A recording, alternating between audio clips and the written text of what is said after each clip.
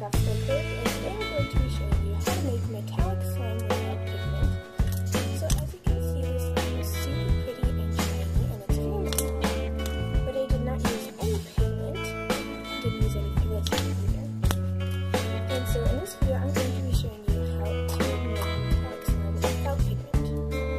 So the ingredients you're going to make this are clear glue, activator, some lotion, and the most important part, metallic shell pens. So we will have a knife and the first thing you do is just a couple pumps of lotion.